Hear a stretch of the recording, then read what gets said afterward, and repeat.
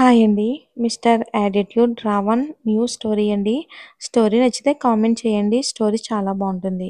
అది Mumbai airport. Private flight నుండి 6.5 అడుగుల ఎత్తు, సింహ గర్జనలా ఉండే శ్వాస, చూపులో వెనుకు పుట్టించగల తీక్షణంగా చూసే కళ్ళు, నడకలో హుందాతనం. ఒక్క మాటలో చెప్పాలి అంటే 26 సంవత్సరాల కొదమ సింహం. అన్నీ కలిపి వడివడిగా బయటికి వచ్చి తన కారులో కూర్చుని వెళ్తూ ఉన్నాడు. అతనికి జరిగేదేమీ నచ్చడం లేదు. ఎందుకంటే తను పుట్టింది ఇండియాలోనే. కానీ తన తల్లి చనిపోయిన తర్వాత తను ఇండియా నచ్చక ఫారెన్ వెళ్ళాడు. అక్కడే చదువు పూర్తి చేసుకుని ఒక కంపెనీ పెట్టి ఒక సామ్రాజ్యాన్ని స్థాపించాడు. కానీ అతనికి తన తండ్రి ఫోన్ కాల్ చాలా డిస్టర్బ్ చేసింది. దాని సారాంశం: నానమ్మకు హార్ట్ అటాక్. బ్రతకడం చాలా కష్టం.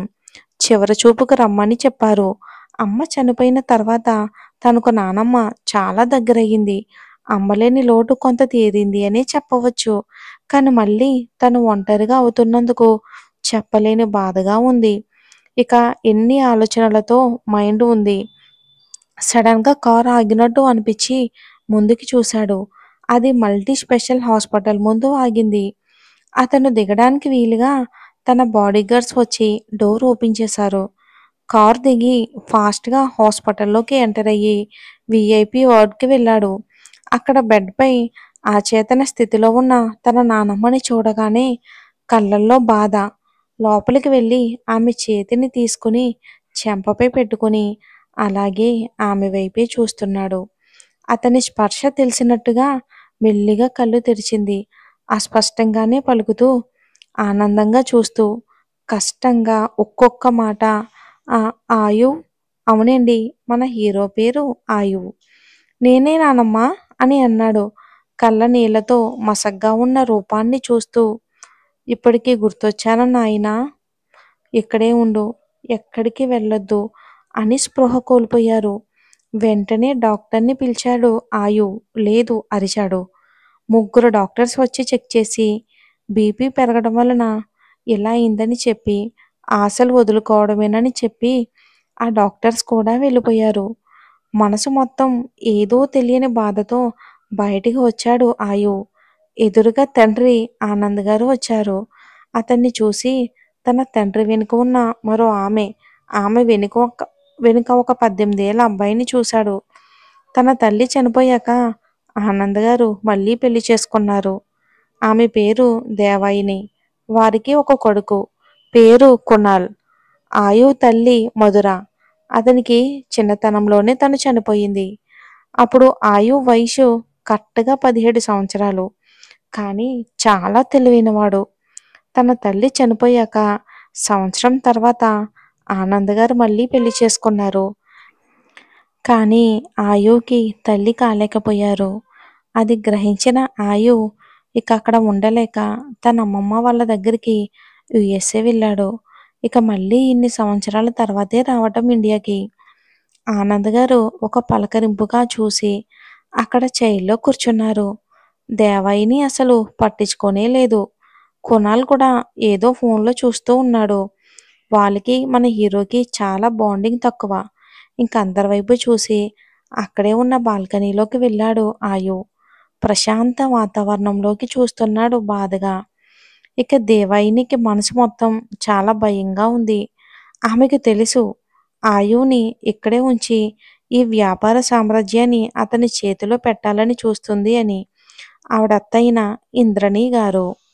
ఇక అలా చేస్తే ఇన్ని రోజులుగా భర్త దగ్గర ఆమె ఆడిందే ఆట, పాడిందే పాటగా ఉండేది. కానీ ఇప్పుడంతా తలక్రిందులుగా అవుతుంది. కానీ ఆయువుని కాదని, అతని నిర్ణయాన్ని కాదని ఎవ్వరూ బ్రతకలేమని దేవయానికి తెలుసు. చూపులకే చాక్లెట్ బాయ్‌లా ఉంటాడు. కానీ ఎదురు తిరిగితే ప్రళయకాల రుద్రుడు. ఎవరి ఆలోచనలో వాళ్ళు ఇలా ఉండగా డాక్టర్ వచ్చి ఇంద్రాణి గారు మీతో మాట్లాడతారంట అని చెప్పి వెళ్ళాడు. అందరూ లోపలికి వెళ్ళారు. అందరినీ చూస్తూ మాట్లాడడం మొదలుపెట్టారు. ఆయు harmony CEO of the all harmony industries. ఇండియాలోనే ఉండి తానే అన్నీ చూసుకుంటాడు. ఈ సామ్రాజ్యానికి నేను నా భర్త దేవేందర్ ఆర్మీ గారు స్థాపించడం. దీనిపై ఎంతో మంది జీవితాలు ఆధారపడి ఉన్నాయి. అందుకే పూర్తి అధికారాలు కూడా వాడివే అని చెప్పి ఆయు వైపు చూసి అర్థిస్తున్నట్లుగా చూస్తూ కన్ను మూశారు ఆవిడ. ఇక అన్ని కార్యక్రమాలు అయిపోయాక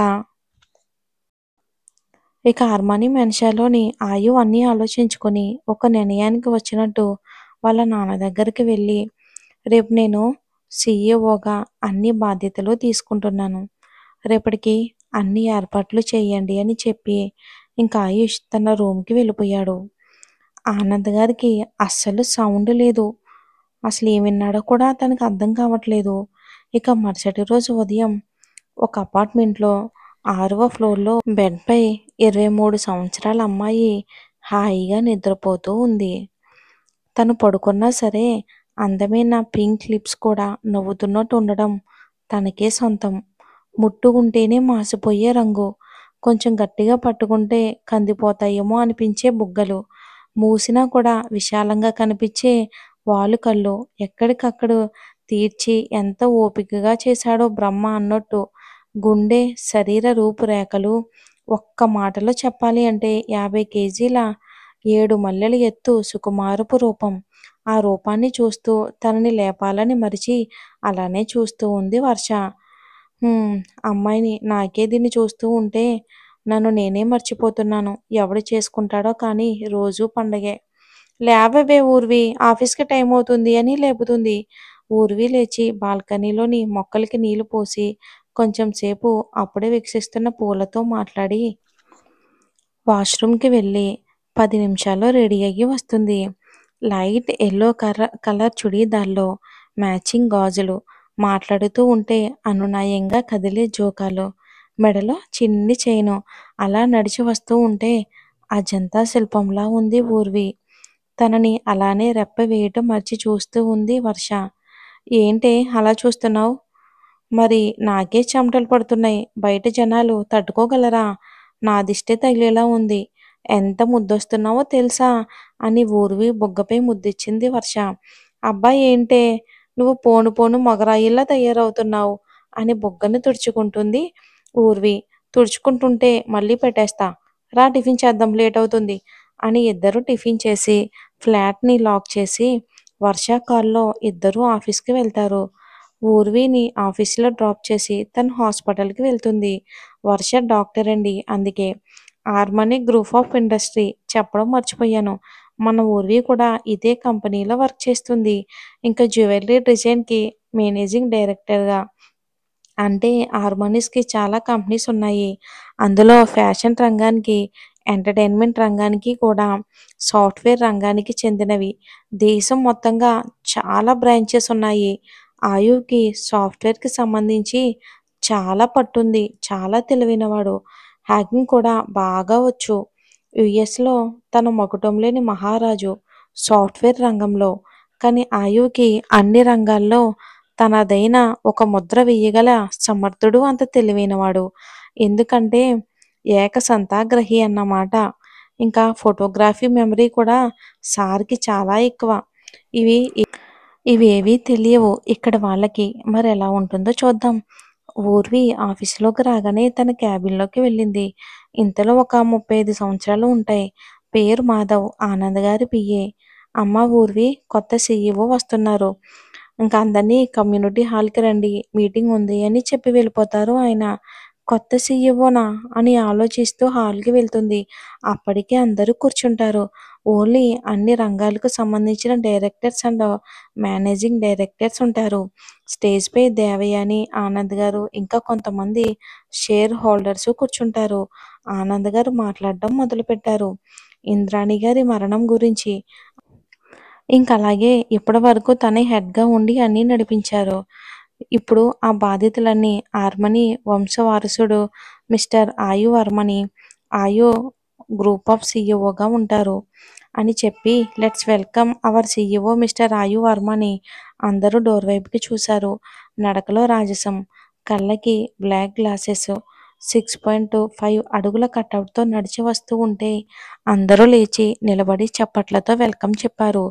ఆయు నేరుగా స్టేడియం దగ్గరికి వెళ్ళి ఇక ఒక చిన్న స్పీచ్ ఇచ్చి వర్క్ గురించి ఇక తన గురించి చిన్నగా వార్నింగ్ టోన్‌తో చెప్పి వెళ్ళిపోయాడు తన ఛాంబర్‌కి.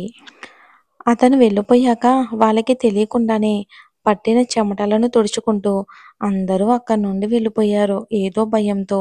ఇక ఊర్వి కూడా భయపడి తన క్యాబిన్‌కి వెళ్ళింది. ఆయు ఛాంబర్‌లోనే మాధవ్ గారిని, తన పిఏ గారిని ఉండమని వెళ్ళి వర్క్ డీటెయిల్స్ ఎక్స్‌ప్లెయిన్ చేసి ప్లాన్ చేయమన్నాడు. ఇక ఆయు బాడీగార్డ్స్ డింపుల్ చాలా నమ్మకస్తుడు ఆయుకి. యూఎస్ఏ నుండి తనతో పాటే వచ్చాడు ఇక్కడికి. తనని లోపలికి పిలిచి విల్లా గురించి తెలుసుకొని ఈరోజే ఆర్మనిష్ మెన్షన్ నుండి ఇంకా షిఫ్ట్ కావాలి అని చెప్పి పని చూడమని పంపించాడు. అందరూ వెళ్ళాక సీట్లో వెనకకి వాలి కళ్ళు మూసుకున్నాడు. అదే రూపం తనకి కళ్ళల్లో మెరుస్తుంది. కళ్ళు తెరిచి బొటన వేలితో నుదుటిని రబ్ చేసుకుంటూ ఛే! ఏంటి? ఏమయ్యింది నాకు? అని మళ్ళీ కళ్ళు మూసుకున్నాడు. యెల్లో కలర్ ముద్దబంతి పువ్వులా మెరుస్తూ కనిపిస్తుంది ఊర్వి తన కళ్ళకి. అయితే బాబు కూడా ఫ్లాట్ అయిపోయాడన్నమాట ఊర్వికి తన అందానికి. మరేం జరుగుతుందో వచ్చే ఎపిసోడ్‌లో చూద్దాం. స్టోరీ చాలా బాగుంటుందండి. మీకు నచ్చితే అదొక ఎపిసోడు 'నా రాక్షసి' ఇది కూడా కంటిన్యూ చేస్తాను. అలాగే 'రావణ చెరలో సీత' ఈరోజు రాదండి. కొంచెం బయటికి వెళ్తున్నాం అర్థం చేసుకుంటారని అనుకుంటున్నాను. Thanks for watching.